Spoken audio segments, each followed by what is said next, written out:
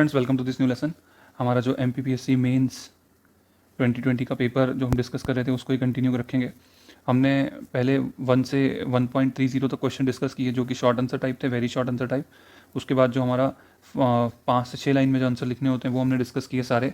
आज जो हम शुरू करेंगे वो long answer type question discuss करेंगे, ठीक है फ्रेंड्स। और 3.1 और 3.2 आज हम उसको कंप्लीट कर लेंगे। ओके, तो हम पहला क्वेश्चन करते हैं कि इसमें पूछा है कि हमको बताना है कि फेरोमैग्नेटिक मटेरियल, पैरामैग्नेटिक मटेरियल और डायमैग्नेटिक मटेरियल ये क्या होते हैं और इनकी प्रॉपर्टीज़ को कंपेयर करना है। सिंपल क्वेश्चन है। देखो क्या है फ्रेंड्स, इसमें क्या है इसमें हाँ, तो 3 टाइप के मटेरियल हैं हमारे। एक हमारा है paramagnetic, second is ferromagnetic, third is diamagnetic. अब क्या होता है फ्रेंड्स, अगर आपने देखा होगा कि आप मैग्नेट रखते हैं, ठीक है, मैग्नेट रखते हैं और जैसे लोहा है, आपके पास लोहा है तो वो क्या आयरन क्या होगा कि मैग्नेट से अट्रैक्ट होगा, ठीक है। तो उस कैटेगरी में हम एक तो क्या होगा, एक सब्सटेंस होगा आपका अट्रैक्ट होगा। और एक कैटेगरी होती है फ्रेंड्स, जैसे कॉपर हो गया, आपका गोल्ड हो गया, उनको जब आप मैग्नेट के पास रखोगे तो वो मैग्नेट से दूर जाएंगे, वो मैग्नेट से रिपेल करेंगे।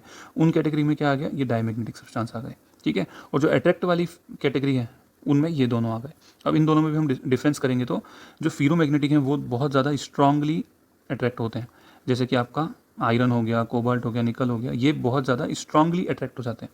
और जो वीकली अट्रैक्ट होते हैं, जो वीकली अट्रैक्ट होते हैं उनमें जैसे लिथियम हो गया, टेंटलम हो गया, तो ये जो सब्सटेंस हैं, ठीक है, ये क्या, ये जैसे ऑक्सीजन हो गया, ऑक्सीजन गैस है।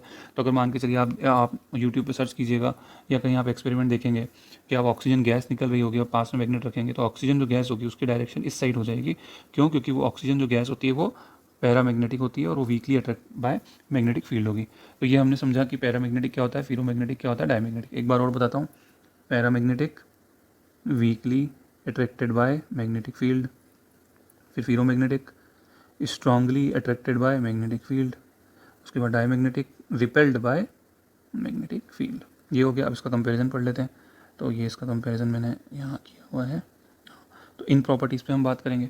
तो यहाँ पे मैं लिख देता हूँ फ्रेंड्स, फेरोमैग्नेटिक, यहाँ पे लिख देते हैं पैरामैग्नेटिक, यहाँ पे लिख देते हैं डायमैग्नेटिक, ठीक है। तो इसकी जो स्टेट होती है, फेरोमैग्नेटिक की स्टेट क्या होती है फ्रेंड्स, सॉलिड होता है। पैरामैग्नेटिक कैसे, सॉलिड, लिक्विड और गैस दोनों हो सकता है, तीनों हो सकता है, ठीक है। तो जैसे गैस में ऑक्सीजन गैस बताई मैंने आपको, तो वो गैस हो सकता है, लिक्विड भी हो सकता है और सॉलिड भी। डायमैग्नेटिक के केस में भी सॉलिड, लिक्विड और गैस तीनों हो सकता है। इफेक्ट ऑफ मैग्नेट तो हमने अभी पढ़ा कि यहाँ पे क्या होगा friends, strongly attracted bye, strongly attracted, फिर वीकली, ये क्या होगा, वीकली अट्रैक्ट होगा। और ये फ्रेंड्स क्या होगा, ये रिपेल्ड बाय मैग्नेटिक फील्ड होगा। तो यहाँ पे आते हैं behaviour under external magnetic field. तो ये क्या होगा कि फेरोमैग्नेटिक में क्या होगा कि जब हम मैग्नेट को रिमूव करेंगे तो भी मैग्नेटिक इफेक्ट रहेगा। तो magnetic effect remains after magnetic field is removed. यहाँ पे क्या होगा कि मैग्नेटिक इफेक्ट नहीं रहेगा, इसमें भी मैग्नेटिक इफेक्ट नहीं रहेगा। कब? जब मैग्नेटिक फील्ड रिमूव कर ली गई है, ठीक। अब आते हैं हम alignment under external magnetic field.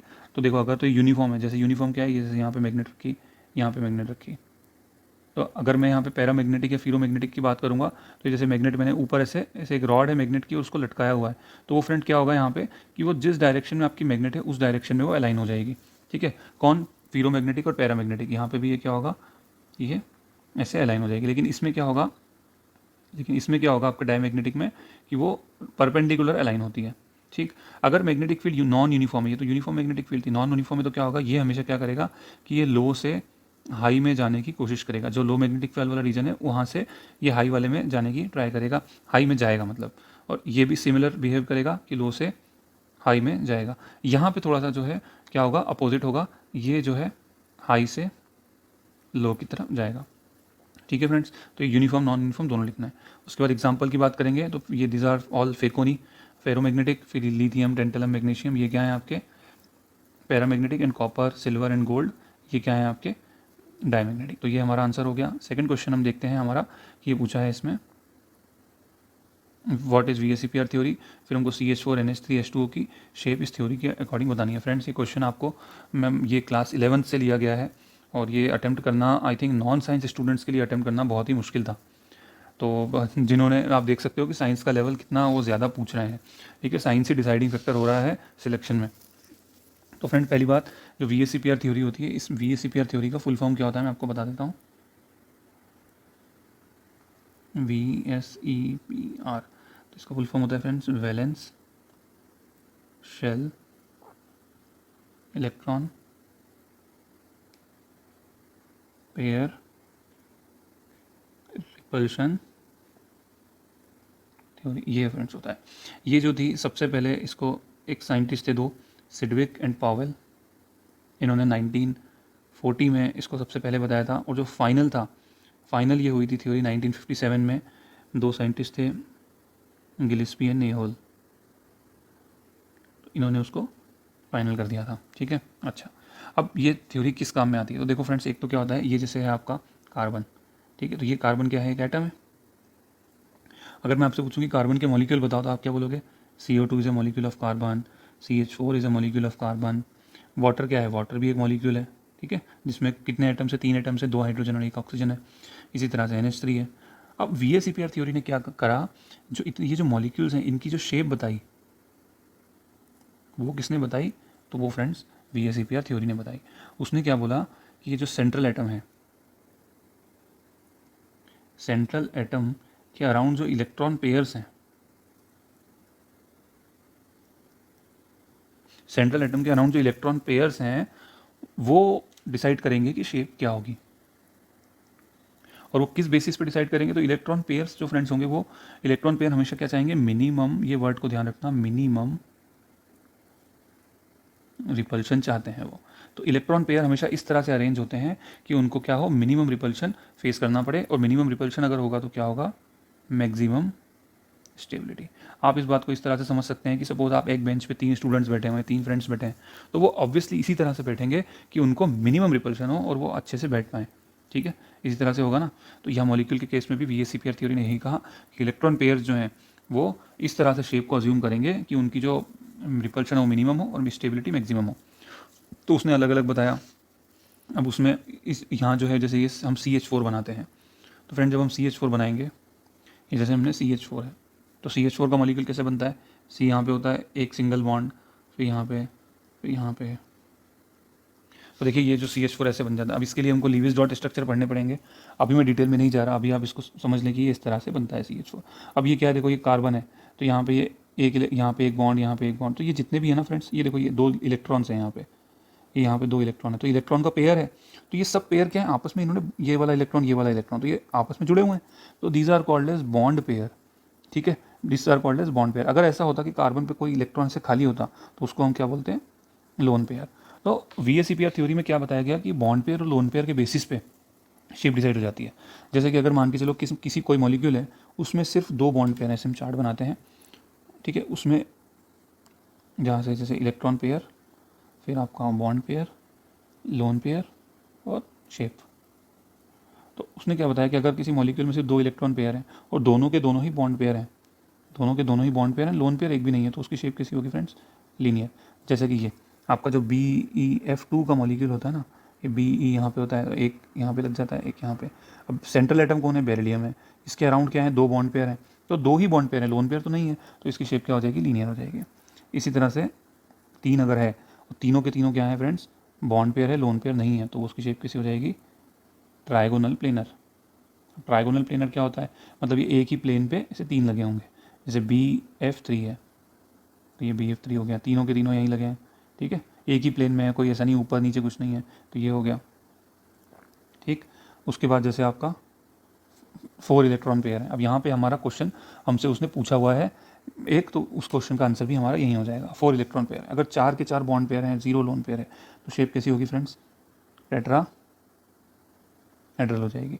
4 electron pair तो हैं पर 3 बॉन्ड पेयर और 1 लोन पेयर है, तो शेप कैसी हो जाएगी, पिरामिडल हो जाएगी। अभी सब डिस्कस करेंगे। अगर 4 इलेक्ट्रॉन पेयर हैं और 2 बॉन्ड पेयर हैं और 2 लोन पेयर हैं, तो शेप कैसी हो जाएगी, तो शेप हो जाएगी फ्रेंड्स बेंट। तो यही हमको पूछा भी है। उसने पूछा है कि आप VSEPR थ्योरी के अकॉर्डिंग, जैसे अब इन तीनों के एग्जाम्पल हम डिस्कस करते हैं। जैसे कि CH4 है, CH4 यहाँ कार्बन बनता है, ठीक है। कार्बन, जैसे कार्बन का एटॉमिक नंबर होता है फ्रेंड्स 6, तो हम उसको लिखते हैं 2 और 4। तो ये जो बाद वाला होता है ये वैलेंस इलेक्ट्रॉन होते हैं। तो यहाँ पे मैं 4 वैलेंस इलेक्ट्रॉन बना देता हूँ, 1 2 3 और 4। हाइड्रोजन एक एटॉमिक नंबर है, तो हाइड्रोजन के पास एक वैलेंस इलेक्ट्रॉन है, यहाँ पे एक हाइड्रोजन, फिर यहाँ पे एक हाइड्रोजन। अब हमको सबके 8 8 इलेक्ट्रॉन पूरे करने हैं। हाइड्रोजन के 2 करने हैं और कार्बन के 8 करने हैं। तो कार्बन क्या करेगा, 1 2 3 4 5 6 7 8, ये सारे इलेक्ट्रॉन जो हैं ये सब आपस में शेयरिंग हो जाएगी। और कार्बन के पास कितने इलेक्ट्रॉन आ गए, 8। इसी तरह से हाइड्रोजन के पास इधर 2, इधर 2, फिर यहाँ पे भी 2। तो ये क्या स्ट्रक्चर बन गया फ्रेंड्स, कार्बन इधर है। अब यहाँ देखो 4 तो बॉन्ड पेयर हैं और 0 लोन पेयर है, ठीक है। कोई सेंट्रल एटम के अराउंड कोई दिख तो रहा नहीं है। तो जब ऐसा केस होता है फ्रेंड्स तो टेट्राहेड्रल शेप बनती है। फिर टेट्राहेड्रल कैसे होती है फ्रेंड्स, ये कार्बन है, फिर ये 2 हाइड्रोजन जो होंगे ये तो प्लेन में होंगे, और एक हाइड्रोजन क्या होगा, आपकी तरफ आएगा, ठीक है, टुवर्ड्स यू आएगा। इसको हम इस तरह से शो कर देते हैं। और एक हाइड्रोजन जो होगा वो अवे फ्रॉम यू होगा, ठीक है। तो ये हमारी इस तरह से टेट्राहेड्रल शेप बनती है, ठीक। अब हम आते हैं एक एग्जाम्पल की तरफ और जिसको हम बोलेंगे NH3 या अमोनिया। तो क्या होगा NH3 अमोनिया में, नाइट्रोजन सेंट्रल एटम हो जाएगा।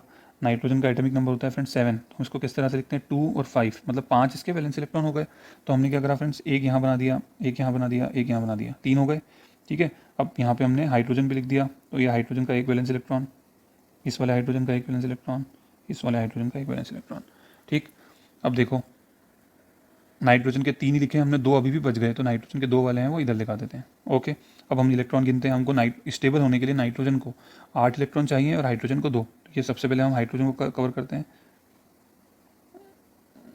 1 सेकेंड। सबसे पहले देखो आप यहाँ पे ये, उसके बाद इसको देखो, फिर इधर देखो, तो सबके 2 2 हो गए। अब नाइट्रोजन के काउंट करेंगे तो नाइट्रोजन ने इसको भी ले लिया, फिर इसको ले लिया, फिर इसको ले लिया। तो ये कितने इलेक्ट्रॉन हो गए, 1 2 3 4 5 6 7 8। तो ये टोटल हो गया 8। अब यहाँ देखो कि स्ट्रक्चर कैसा बना फ्रेंड्स, इधर नाइट्रोजन आ गया, 1 2 3, 3 तो बॉन्ड पेयर और एक ही लोन पेयर बच गया, ठीक है। तो 3 बॉन्ड पेयर और एक लोन पेयर। तो ये शेप कैसी बनेगी फ्रेंड्स, ये शेप बन जाएगी पिरामिडल। तो ये नाइट्रोजन इस तरह से, यहाँ पे 1 2 और 3, ऐसे एक पिरामिड शेप बन जाएगी। इसी तरह से फ्रेंड्स जब आप वाटर मॉलिक्यूल बनाओगे तो वाटर में क्या होता है, 6 इसका एटॉमिक नंबर होता है 8, तो 2 और 6, तो ऑक्सीजन के 6 वैलेंस इलेक्ट्रॉन हो गए। तो 1 2 3 4 5 6 इस तरह से बन जाएगा, ठीक है फ्रेंड्स। तो इसको हम फिर से ड्रॉ कर लेते हैं एक बार। सबसे पहले तो एक इलेक्ट्रॉन यहाँ बना दो, एक यहाँ बना दो, यहाँ पे एक हाइड्रोजन का बना दो, एक हाइड्रोजन का बना दो। इसके बाद 6 थे, तो 1 और 2 तो यहाँ हो गए, 3 4 5 6। अब यहाँ काउंट कर लो, हाइड्रोजन के तो 2 2 इधर ही पूरे हो जाएंगे, तो ये हाइड्रोजन स्टेबल हो गया। ऑक्सीजन को अपने 8 करने हैं, तो 1 2 3 4 5 6 7 8। तो ये हो गए इसके 8 वैलेंस इलेक्ट्रॉन। तो ये ऑक्सीजन एक इधर, ये हो गए 8 वैलेंस इलेक्ट्रॉन, ठीक है। तो ये 2 लोन पेयर हो गए, ओके। तो 2 लोन पेयर हैं और 2 बॉन्ड पेयर हैं। तो ऐसा जब केस होगा तो क्या होगा, बेंट। ये ऐसा क्यों हो रहा है, ऐसा इसलिए हो रहा है कि मॉलिक्यूल के लिए फिक्स हो गया है कि अगर 4 बॉन्ड पेयर होंगे तो सबसे अच्छी शेप कौन सी बनेगी, जिसमें मिनिमम रिपल्शन हो, टेट्राहेड्रल बनेगी। अगर ऐसा केस बनता है कि 3 बॉन्ड पेयर और 1 लोन पेयर है तो सबसे अच्छी शेप कौन सी बनेगी, NH3 बनेगी। अगर ऐसा केस है कि 2 बॉन्ड पेयर 2 लोन पेयर है तो सबसे अच्छी शेप कौन सी बनेगी, आपकी बेंट शेप बनेगी, या ऐसा, ठीक है। तो ये VSEPR थ्योरी ने यही बताया, ठीक। तो आगे हम देखेंगे, ये जैसे कुछ पॉइंट्स भी लिखे हैं, आप इनको पढ़ सकते हो, मैं ग्रुप में शेयर कर दूंगा कि पॉलीएटॉमिक मॉलिक्यूल्स में एक एटम को हम सेंट्रल एटम बोलते हैं और उसके जो एटम लगे होते हैं दूसरे एटम उनको सराउंडिंग एटम बोलते हैं। Total number of valence shell electron pairs जो होते हैं वो मॉलिक्यूल की शेप डिसाइड करते हैं, ठीक है। तो इलेक्ट्रॉन पेयर जो होते हैं वो आपस में ऐसे ओरिएंट होते हैं कि उनका मिनिमम रिपल्शन हो, लिखा है मिनिमम रिपल्शन, ठीक है। उसके बाद जो है आपका valence shell can be thought of as sphere where in the electron pairs are localized on the surface in such a way. अब ये देखो जो आपके इलेक्ट्रॉन पेयर हैं वो इस तरह से जुड़ते हैं कि उनके बीच में जो डिस्टेंस है वो सबसे ज़्यादा से ज़्यादा हो जाए ताकि रिपल्शन कम हो जाए, ठीक है, क्योंकि इलेक्ट्रॉन इलेक्ट्रॉन आपस में रिपल्शन करते हैं। तो ये इस तरह से पॉइंट है, ओके। फिर इसमें क्या है कि अगर जो है सेंट्रल एटम खाली बॉन्ड पेयर ऑफ इलेक्ट्रॉन से होगा तो मॉलिक्यूल क्या होगा, asymmetrically shaped molecule can be expected. और अगर क्या होगा, आप इसको एसिमेट्रिकल जगह आप उसको रेगुलर शेप कर सकते हो कि regular shape molecule can be expected. और अगर मान के चलो वहाँ लोन पेयर बॉन्ड पेयर दोनों हैं तो क्या होगा, फिर उसकी शेप कैसी हो जाएगी फ्रेंड, डिस्टॉर्टेड हो जाएगी। ओके, तो आप ये बस यहीं तक पॉइंट लिखिएगा, ये मैंने लिखे हैं, बट आपको लिखने की जरूरत नहीं है, आप इतना लिख दीजिएगा। सेकंड पार्ट ऑफ क्वेश्चन है हमारा, आप ये जैसे ये एक चार्ट बनाया था मैंने, वो आप चार्ट बना दीजिएगा यहाँ पे, जो ये वाला हमने चार्ट बनाया है, ठीक है, इस तरह से आप चार्ट बना सकते हो। उसके बाद आपको ये भी बताना है कि CH4 H2 और NH3 की शेप आपको जो है VACPR थ्योरी के अकॉर्डिंग बतानी है। तो आप सिंपल बता दो कि CH4 में 4 बॉन्ड पेयर और 0 लोन पेयर हैं, तो VACPR के अकॉर्डिंग इसकी शेप टेट्राहेड्रल होगी जिसमें मिनिमम रिपल्शन होगा। इसी तरह से आप H2O और NH3 में भी बता दो कि H2O में 2 बॉन्ड पेयर 2 लोन पेयर हैं, तो VACPR के अकॉर्डिंग इसकी शेप बेंट होगी। NH3 का भी आप बता सकते हो। ओके फ्रेंड, तो ये हमने 2 क्वेश्चन डिस्कस कर लिया। आगे के जो हमारे 3 क्वेश्चन हैं वो भी हम डिस्कस करेंगे। मैं आपको बताता हूँ, एक हमको इम्यून सिस्टम पढ़ना है, दूसरा हमको माइक्रोसॉफ्ट ऑफिस सॉफ्टवेयर के बारे में पढ़ना है, और ये एक हमारा एक न्यूमेरिकल है स्टैटिस्टिक्स का, तो वो हमको करना है। ठीक है, एवरेज निकालनी है इसमें। तो 3 क्वेश्चन और कर लेंगे, उसके बाद हमारे 5 क्वेश्चन, ये अभी हमारे 8 क्वेश्चन रिमेनिंग है, फिर हमारा पूरा पेपर खत्म हो जाएगा। ओके फ्रेंड, तो प्लीज़ आपके फ्रेंड फीडबैक दें, हम लेसन आने में थोड़ा सा लेट हो जाते हैं, तो आपके फीडबैक देंगे तो हम लेसन और जल्दी जल्दी लाया करेंगे। Okay friend, thank you so much.